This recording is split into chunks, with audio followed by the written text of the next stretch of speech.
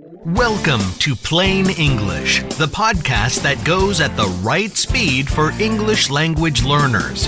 Listen now and read the transcript online at plainenglish.com. Now, here's Jeff, your host for today's episode. A top Mexican official suggested legalizing marijuana in resort areas. Could Mexico follow Canada's lead one day soon? Welcome to Plain English, the podcast that goes at just the right speed for English learners. I'm Jeff, and on today's episode, we'll talk about the changing politics of marijuana in Mexico, Canada, and the United States.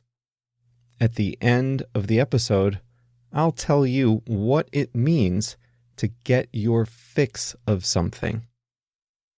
A full transcript of today's episode can be found online for free at plainenglish.com/18.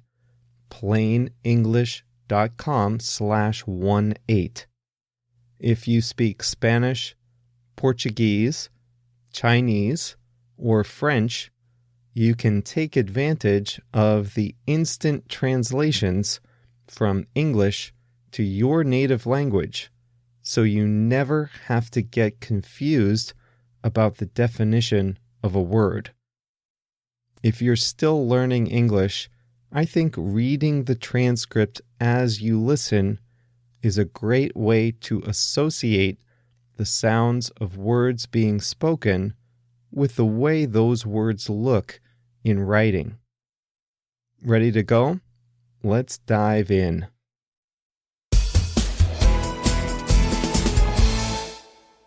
For a long time, the story of marijuana between the United States and Mexico was a pretty simple one. It was grown in Mexico and smuggled into the United States. But now that is starting to change.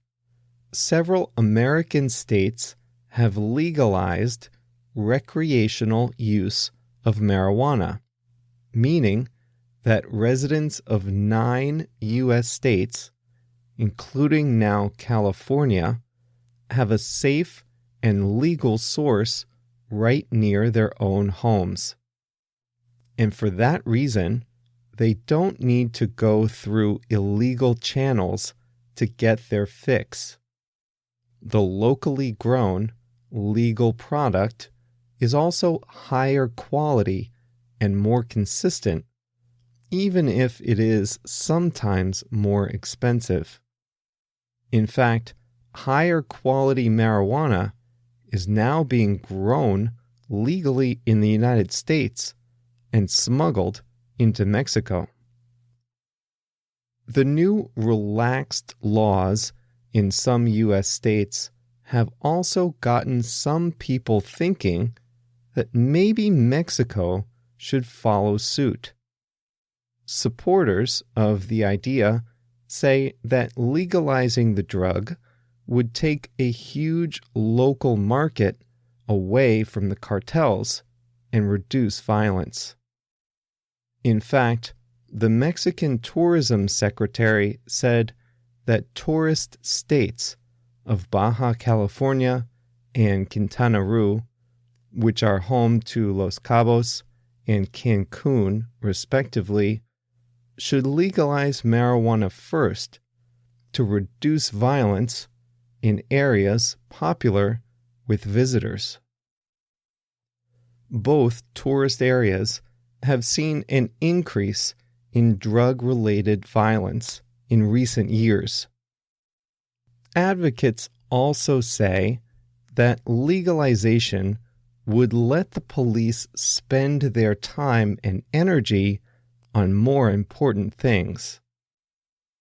The Mexican president proposed a law in 2016 that would have permitted individuals to carry small amounts of the drug, but the law didn't pass. The Mexican Congress did recently pass a law allowing limited use of marijuana for medical purposes, something that's fairly common in the United States. And although Enrique de la Madrid, the tourism secretary, had to walk back his comments on legalizing marijuana, it is interesting that someone in such a high position in government would make the suggestion. Of course, not everyone agrees that legalizing marijuana is the answer to reducing violence. A majority of voters and the Catholic Church are not in favor of legalization. A recent poll showed about 2/3 of Mexicans are against the idea. Some say that the marijuana business is actually shrinking and is not the primary reason for much of the violence. Those who once grew cannabis are now growing other crops or producing synthetic drugs, both of which are more popular in the United States. Drug laws across the US and Canada have been changing rapidly and not always coherently. I mentioned earlier that 9 US states now allow recreational marijuana use. The trouble in America is that whatever the states may say, the national government still considers marijuana to be illegal. And that puts people in the marijuana industry in a difficult position. They can sell the product in their state, and they can even grow it. But important services like banking are not available to them because of the national laws. Up north, Canada has passed a law that would allow recreational marijuana use, and the law is expected to take effect this summer. But like in the United States, the national and provincial governments don't all agree on how it should go. The provinces are the ones that have to pass laws governing the use of marijuana, and not all of them are ready for it just yet. So, will it happen in Mexico? It sounds like the country is not quite ready to pass any laws right away. But one sign of the times, a poll in Mexico said that although 2/3 of people are against the idea, about the same number of people are in favor of at least having a debate on legalization, and that was a couple of years ago.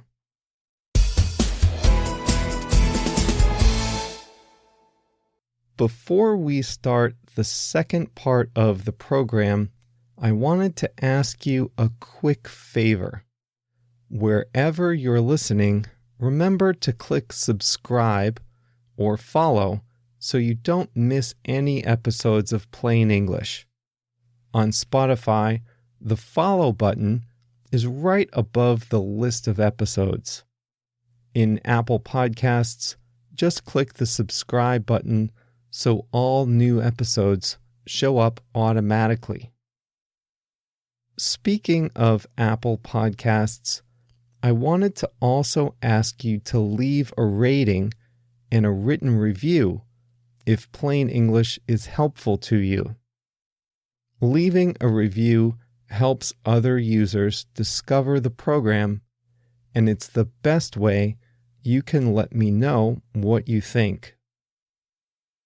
Now, I recently ran into a problem on Apple Podcasts that you may have encountered too.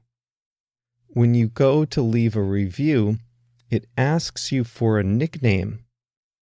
But if you pick a name that's already taken, it doesn't submit your review. So when you get to that part, make sure to use a nickname that's not likely to be used by anyone else. This week's phrase is get your fix. I don't use a lot of slang on the show, and when I do, I usually don't talk too much about it, but this is a good exception. Get your fix is definitely slang, but it's a pretty common term in everyday life, so I think you should know about it. Get your fix simply means to get something that you're used to getting or that you're addicted to. At the beginning of the program, you heard that some Americans are buying marijuana that was grown close to home. They don't have to turn to illegal markets to get their fix, meaning to get what they're looking for. At the beginning, this term was most commonly used relating to drugs.